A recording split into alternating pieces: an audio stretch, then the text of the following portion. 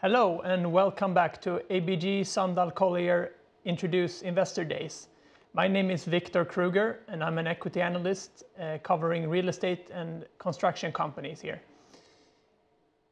The following three presentations will be real estate related companies, and the format is roughly 20 minutes presentations and 5-minute Q&A.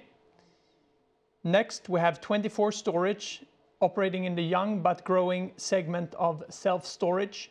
And with no further ado, I'll leave the word over to the CEO, Fredrik Sandelin. Thank you, Victor. 24Storage, we are the only self-storage company listed on the Swedish Stock Exchange. We were founded in 2015 and has in a short period of time reached a position as the second largest operator in the Swedish market. Next slide, please. We call ourselves a prop tech company. We use automation, digitization to a larger extent than most of the other companies in the industry. We also call ourselves a growth company. We have had an annual revenue growth rate of more than 30% since we were started in 2015. And foremost, we are a real estate company. But what differs us from most other real estate companies is that we are both the owner and the operator of the properties. Next slide, please. This is the short summary. We are operating 25 stores in Sweden, the three major regions, Stockholm, Gothenburg, and Malmö. We have around 11,500 storage units, 63,000 square meter lettable space, and around 7,000 customers. Next slide, please. What is the main driver behind self-storage? You might ask yourself. And the main driver globally, it's not just for us or for Sweden, it's globally, it's urbanization. As more and more people move into cities, land prices increase. That leads to that prices for houses and apartments, buildings increase. And that leads to that we build smaller houses and apartments. And more important for us, we build smaller and less storage units. At the same time, we have more things to store now than before. And to solve that equation with smaller living area, smaller storage area, and more things to store, the solution to that is to separate between living and the storage area. And that's where we come in. Next slide, please. These two graphs show the development in the US stock market for real estate. And the upper graph, you can see that this is for the last 25 years. And the reason why we've chosen US is that that's where most of the listed self-storage companies are present. And the upper graph shows that the return for the different segments within real estate, here you see that self-storage has had the best performance. The lower graph is maybe even more important in the current situation, that is showing that self-storage is a resilient asset class within real estate. And during the downturns for the last 25 years, you can see that self-storage has been more resilient than the other asset classes. And we will come back in a few minutes to see if that has been the case also in the current COVID-19 pandemic and the downturn in the economy. Next slide, please. Self-storage, as we know it today, started in the US in the 70s, came to Europe, UK first in the 80s, and to Sweden in the 90s. In the US today, they have more than 55,000 storage stores or facilities. In Sweden, we have a little bit more than 200. And of course, you might say that that's not so strange because the population in the US is so much larger than the one in Sweden. But if we take that into consideration and do the calculation per capita basis, you see that the lettable square meter per capita is almost 20 times as high in the US compared to Sweden. And if we take number of stores, They have almost 10 times the number that we have. So they have many more stores per capita, and these stores are larger. Still, if we take some statistics from the UK, of the present adult population in UK, less than 2% have tried self-storage. But if we look at the existing customers, more than 40% of them have been a customer before. So have you once tried self-storage, you very often come back. And of course, the longer a market has had self-storage, the more returning customers you have. So of course, the US have many more returning customers than we have in Sweden, for example. Now we don't say that we will reach the same numbers as they have in the US, because there are differences in demography, the way we build houses, etc. But we think that we will move in that direction. And if we compare with more similar countries like the UK or Netherlands, where the self-storage industry came earlier to these markets, the penetration is higher, and we don't see any reason why we will not reach the same level as they have. Next slide, please.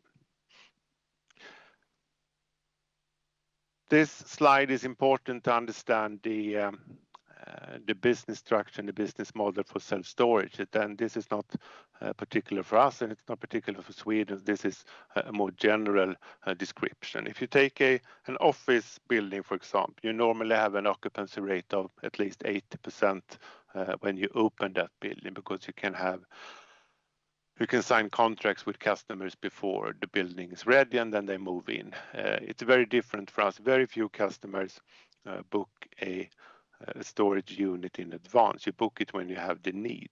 So that means that when we open a new store, we normally have an occupancy rate very close to zero.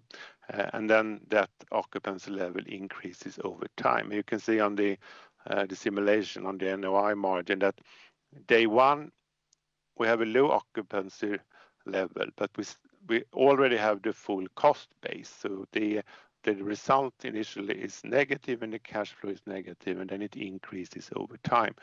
We normally say that it takes at least 6 years for a new store to reach maturity, and during the first 4 years you are in the lease-up period, where the ambition is to go to an occupancy level in the region of plus 80%, and then you have 2 years of revenue optimization, and after 6 years you will have a store with an occupancy level exceeding 90%, and with the rate that you have calculated. And after these 6 years, you have a store with a good cash flow, a good result.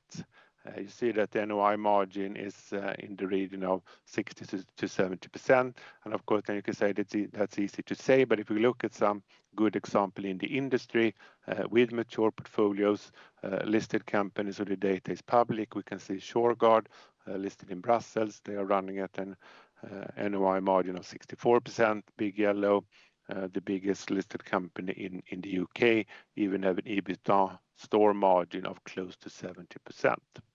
And the reason why we reach these margins is that top line revenue is resilient, and that in combination with low operating cost and maintenance capex lead to a good profitability and good NOI margin. And during these 6 years, also the main increase in value of the property takes place. Next slide, please. This shows, I said that we are present in the 3 major regions: Stockholm region, Gothenburg, and Malmö. And here you can see where the different stores we have.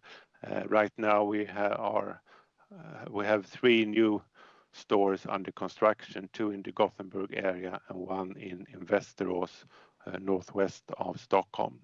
Next slide, please. Even if the phenomena of self-storage is fairly new, it is a traditional industry. The normal way to run a self-storage store is that you have local manning, and normally you have 1 to 3 persons sitting at that store. At the same time, you have rather few walk-in customers, so it can be inefficient to have a person sitting at the store all the time. So when we were founded in 2015, we said that we will do it differently.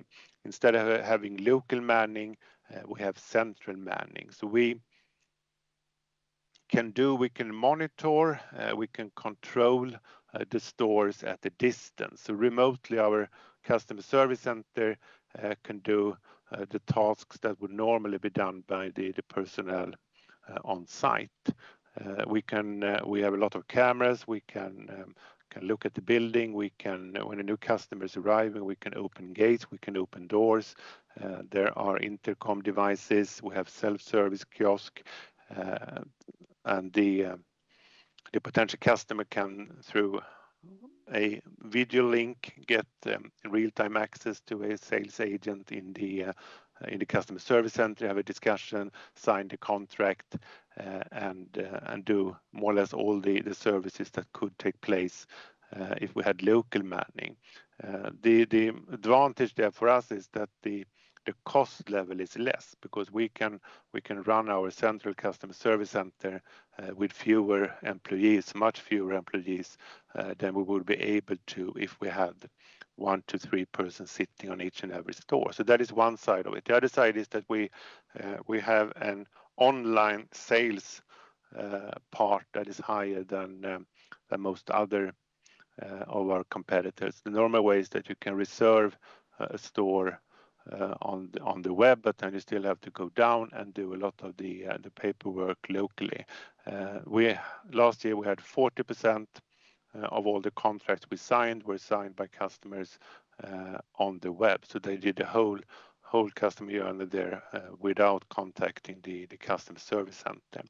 So as a customer, you can sit wherever you want, whenever you want, go in on our website, find a suitable store, see if there are any sizes available. If you want to go forward, you can identify yourself with a bank ID, sign the contract, pay with credit card.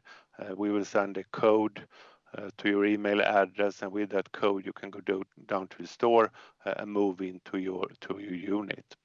And of course this is a more scalable model, because the increase in cost for online sales is less than if we do it manually. Next slide, please. Here you can see that we have around about 7,000 customers. Of these customers, 15% are corporate customers, and private individuals are the remaining 85%. And we have a clear ambition to increase the share of the corporate customers. And as I said, if you look at the pie chart to the right, last year we had 40% on sales via the web, in comparison to 31% the year before, and the run rate now is over 40%. Next slide, please. If we look a little bit on the environmental impact, we build rather uncomplicated buildings. So during the building process, we consume less resources and energy than most other real estates. We also, with as we can monitor and steer the temperature, humidity, etc., we can also have a lower consumption over time. If we look upon it from a society or social point of view, it's also that we can occupy plots where most other real estate cannot. We don't have a problem, for example, being close to a major road. On the contrary, we like visible locations because we want to increase the awareness and knowledge about self-storage in general, and of course to increase the brand recognition for our brand. So a very good combination is where we can be a noise barrier between a major road and new residential area, because then we have the advantage that you can build houses closer to the road. We become the barrier. We don't have a problem with closeness to the road, so we get out our brand, and at the same time we have a good new customer base with the newly built buildings with smaller storage units than in the past. Next slide, please. The short summary, if we move into our first quarter result, the short summary is that we continued our revenue increase. Revenues increased by 18% in the first quarter compared to the same quarter last year. At the same time, gross profit increased by 24%, and if we take like for like, it increased with 42%. This shows the scalability that we have in our business model, that we can add new stores to the portfolio without increasing the cost at the same pace. So the margin is constantly increasing. You can see that we have all-time high gross margin of 32% in the first quarter. We added net almost 9,300 square meters between Q1 this year and the same period last year, and the occupancy rate increased slightly to 69%. Next slide, please. Here you can see the development since we started. It's almost linear. Property value, lettable area, and revenue from 2015 up until 2020. Next slide, please.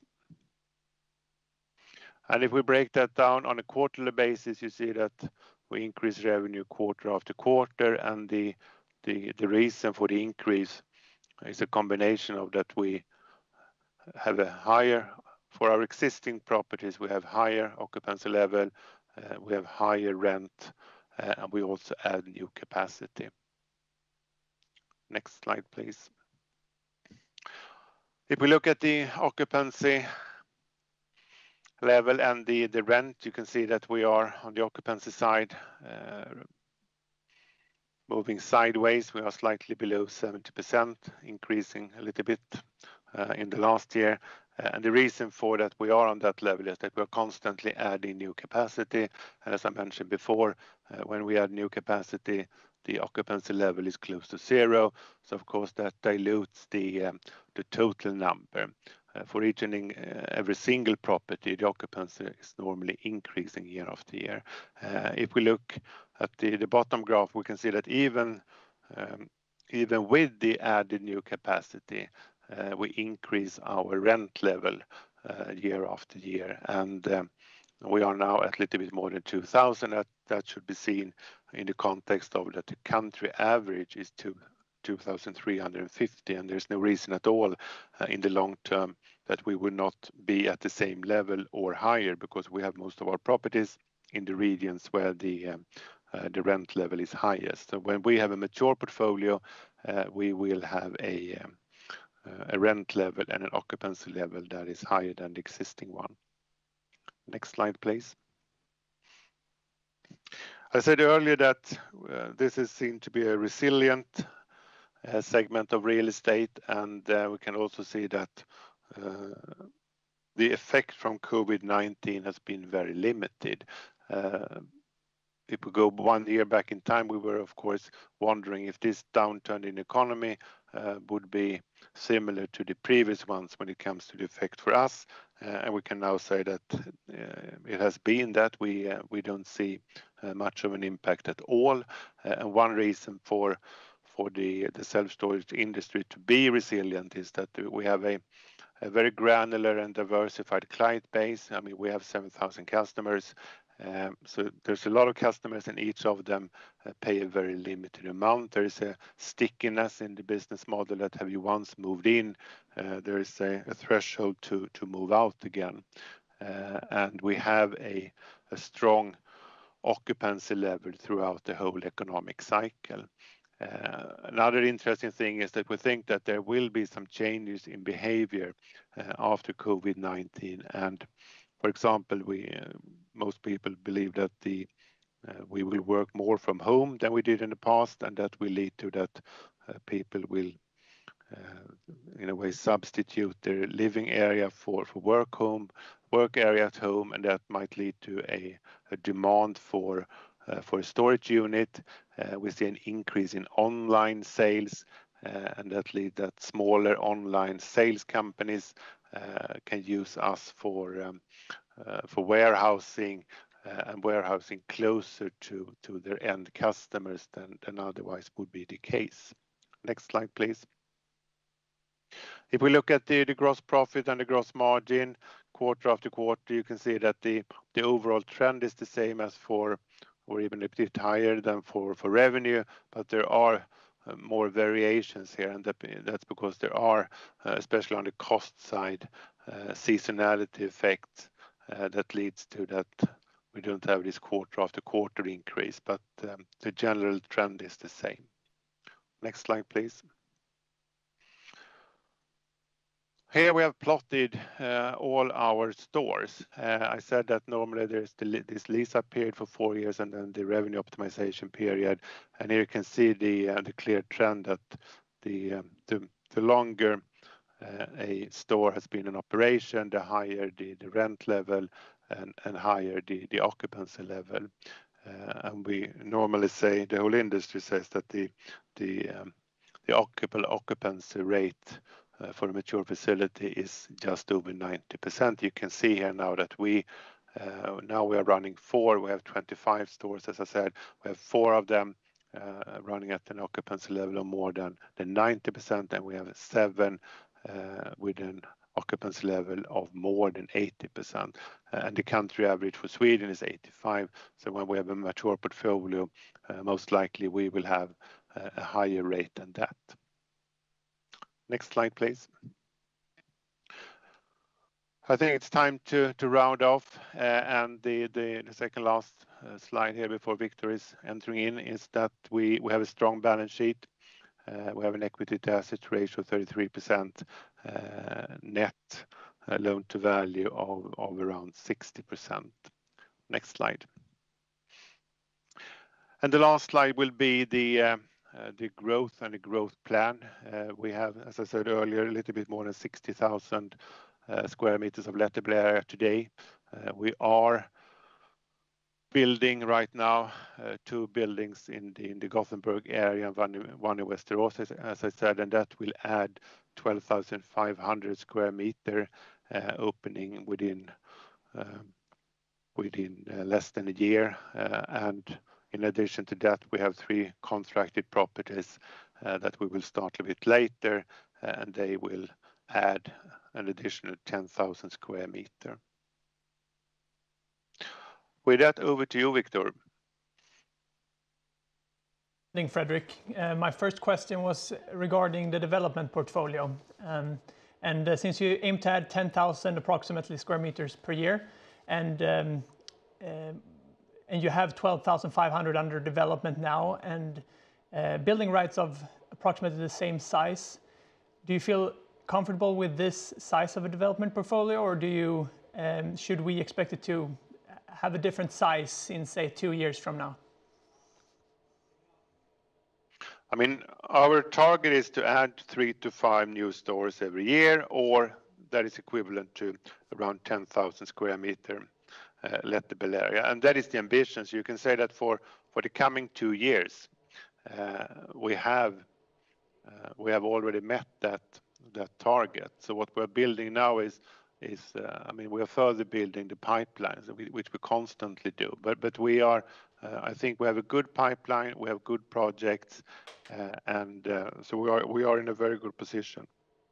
And do you want to say anything on acquisitions, adding to those developments? Will that be, how large do you think that would be in relation to the development additions?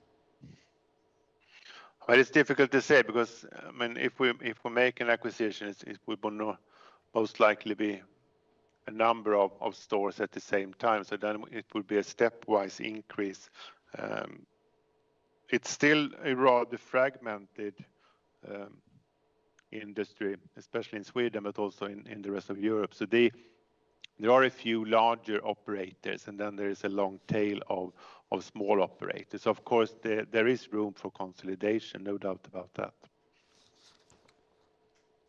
And when you do build, do you need a certain degree of pre-lease tenants, or before you start developing, or can you start to build on speculation? I mean, as I said, when we open, we normally have an occupancy rate of close to 0%. So we don't rely on we don't need to have signed contracts before we start building. I mean, we do a very thorough analysis of the existing competition, the type of area, I mean the population, the economic factors, all these demographic. So we have a number of KPIs. I mean, how many stores per capita, etc., and what kind of income level, number of houses versus apartments, etc., etc. There are a number of these variables, and then out from that we see if we think that it's a good market or not. Great. Just the final one here. The total rental level of 2,350 that you mentioned was the country average in Sweden. Could you give us a hint of when you think 24Storage will reach that level? No, we don't guide in this type of questions, and I think what you could do, of course, is to look at the development this far and then extrapolate that, and then you would.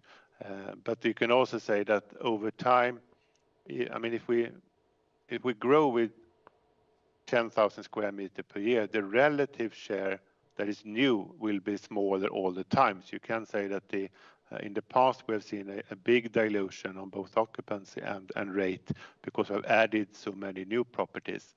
Of course, their relative share will be less in the future, and that would lead to that the rate of increase would be higher.